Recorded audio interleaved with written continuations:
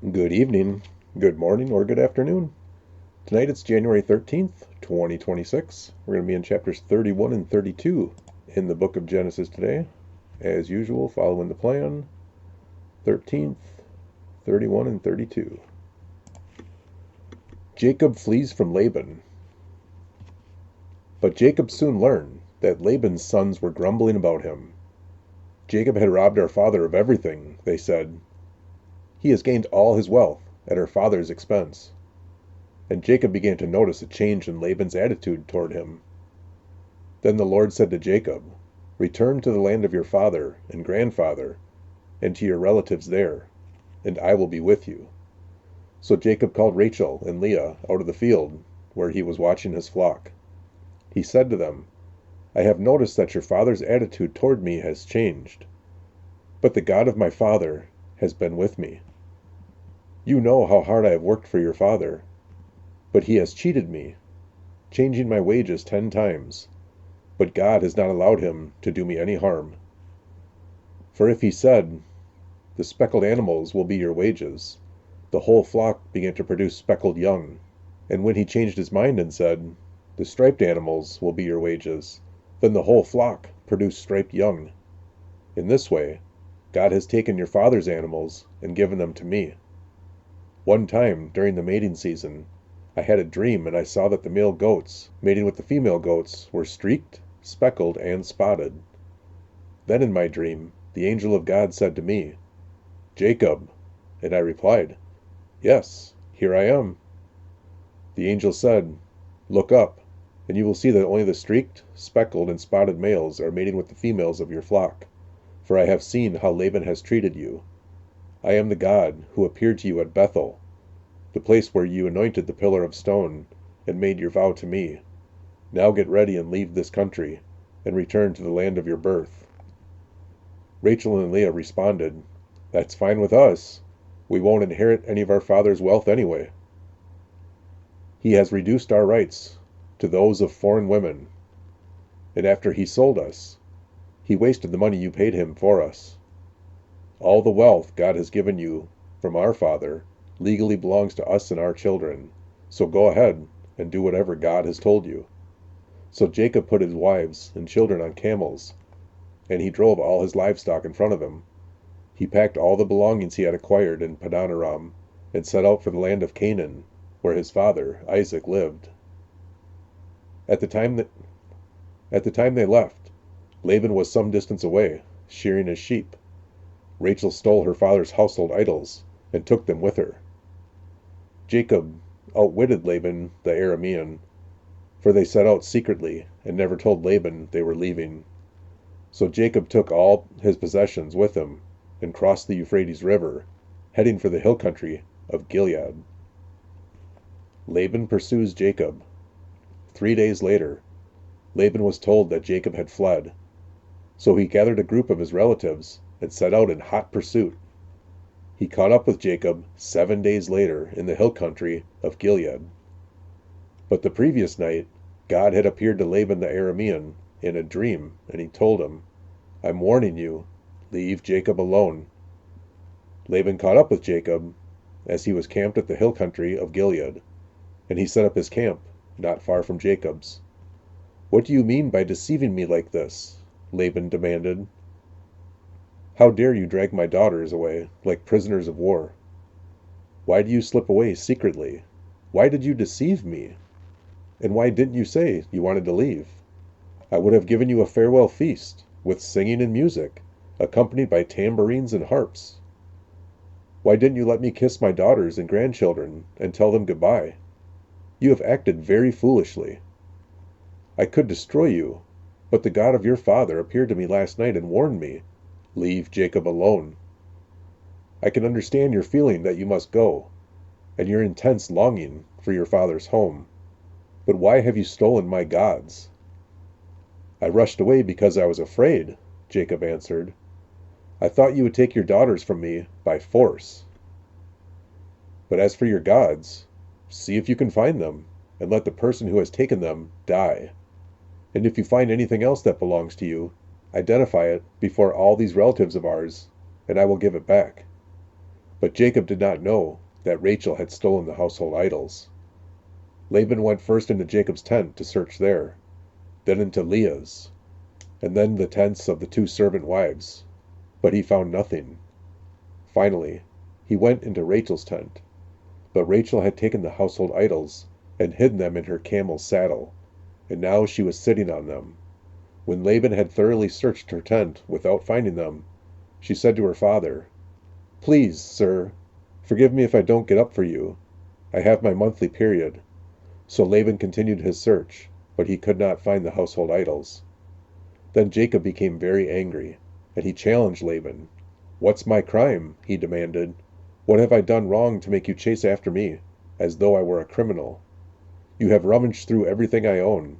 Now show me what you have found that belongs to you. Set it out here in front of us, before our relatives, for all to see. Let them judge between us. For 20 years I have been with you, caring for your flocks. In all that time your sheep and goats never miscarried. In all those years I never used a single ram of yours for food.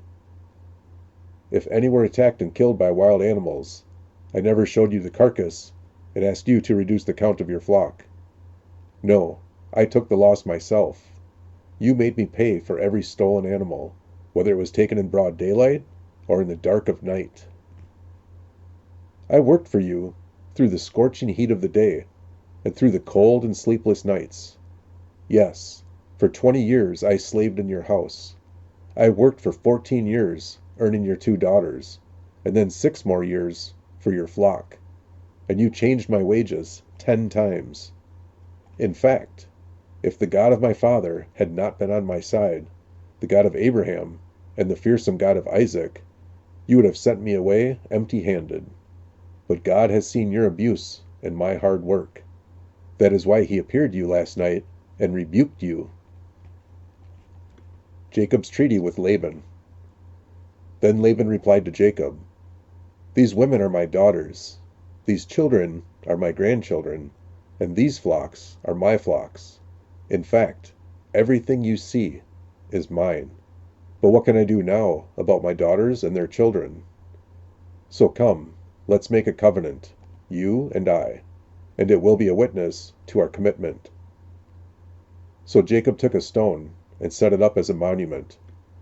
Then he told his family members, "Gather some stones." So they gathered stones and piled them in a heap. Then Jacob and Laban sat down beside the pile of stones to eat a covenant meal. To commemorate the event, Laban called the place Yegar Sahadutha, which means witness pile in Aramaic, and Jacob called it Galid, which means witness pile in Hebrew. Then Laban declared, "This pile of stones will stand as a witness to remind us of the covenant we have made today." This explains why it was called Galid, witness pile. But it is also called Mizpah, which means watchtower. For Laban said, "May the Lord keep watch between us to make sure that we keep this covenant when we are out of each other's sight. If you mistreat my daughters, or if you marry other wives, God will see it, even if no one else does. He is a witness to this covenant between us." "See the pile of stones," Laban continued, "and see this monument I have set between us. They stand between us as witnesses of our vows. I will never pass this pile of stones to harm you, and you must never pass these stones or this monument to harm me. I call on the God of our ancestors, the God of your grandfather Abraham, and the God of my grandfather Nahor, to serve as a judge between us." So Jacob took an oath before the fearsome God of his father Isaac to respect the boundary line.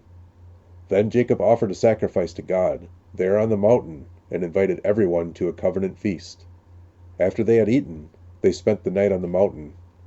Laban got up early the next morning, and he kissed his grandchildren and his daughters and blessed them. Then he left and returned home.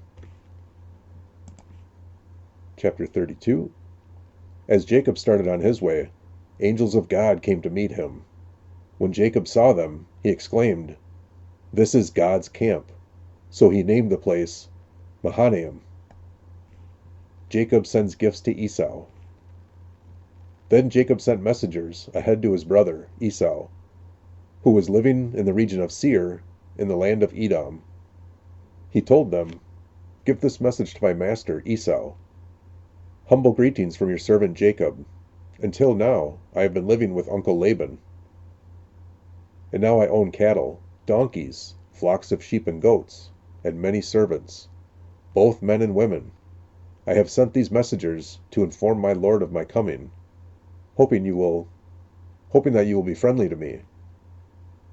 After delivering the message, the messengers returned to Jacob and reported, "We met your brother Esau, and he is already on his way to meet you, with an army of 400 men." Jacob was terrified at the news. He divided his household, along with the flocks and herds and camels, into 2 groups. He thought, if Esau meets one group and attacks it, perhaps the other group can escape. Then Jacob prayed, "O God of my grandfather Abraham, and God of my father Isaac, O Lord, you told me, 'Return to your own land and to your relatives,' and you promised me, 'I will treat you kindly.' I am not worthy of all the unfailing love and faithfulness you have shown to me, your servant. When I left home and crossed the Jordan River, I owned nothing except a walking stick. Now my household fills 2 large camps. O Lord, please rescue me from the hand of my brother Esau. I am afraid that he is coming to attack me, along with my wives and children.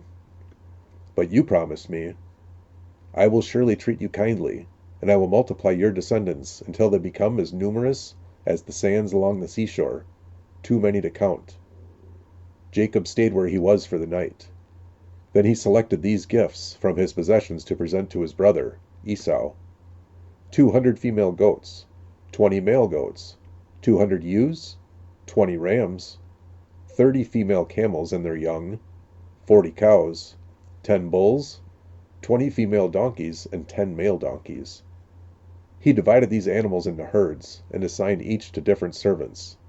Then he told his servants, "Go ahead of me with the animals, but keep some distance between the herds." He gave these instructions to the men leading the first group: "When my brother Esau meets you, he will ask, 'Whose servants are you? Where are you going? Who owns these animals?' You must reply, 'They belong to your servant Jacob, but they are a gift for his master Esau. Look, he is coming right behind us.'" Jacob gave the same instructions to the second and third herdsmen and to all who followed behind the herds. You must say the same thing to Esau when you meet him. And be sure to say, "Look, your servant Jacob is right behind us." Jacob thought, "I will try to appease him by sending gifts ahead of me. When I see him in person, perhaps he will be friendly to me." So the gifts were sent on ahead, while Jacob himself spent that night in the camp. Jacob wrestles with God. During the night, Jacob got up and took his 2 wives, his 2 servants, and his 11 sons, and crossed the Jabbok River with them. After taking them to the other side, he sent over all his possessions. This left Jacob all alone in the camp, and a man came and wrestled with him until the dawn began to break. When the man saw that he would not win the match, he touched Jacob's hip and wrenched it out of its socket. Then the man said, "Let me go, for the dawn is breaking." But Jacob said, "I will not let you go unless you bless me." "What is your name?" the man asked. He replied, "Jacob." "Your name will no longer be Jacob," the man told him. "From now on, you will be called Israel, because you have fought with God and with men and have won." "Please tell me your name," Jacob said. "Why do you want to know my name?" the man replied. Then he blessed Jacob there. Jacob named the place Peniel, which means face of God. For he said, "I have seen God face to face, yet my life has been spared." The sun was rising as Jacob left Peniel, and he was limping because of the injury to his hip. Even today, the people of Israel don't eat the tendon near the hip socket because of what happened that night when the man strained the tendon of Jacob's hip. Whoa. That's where Israel comes from. It used to be called Jacob. And that was God wrestling with him. Whew. I would suggest studying that one a little bit more. That's pretty wild. All right. Lord willing, we'll be back tomorrow. Hope you have an awesome evening. Take care, and God bless.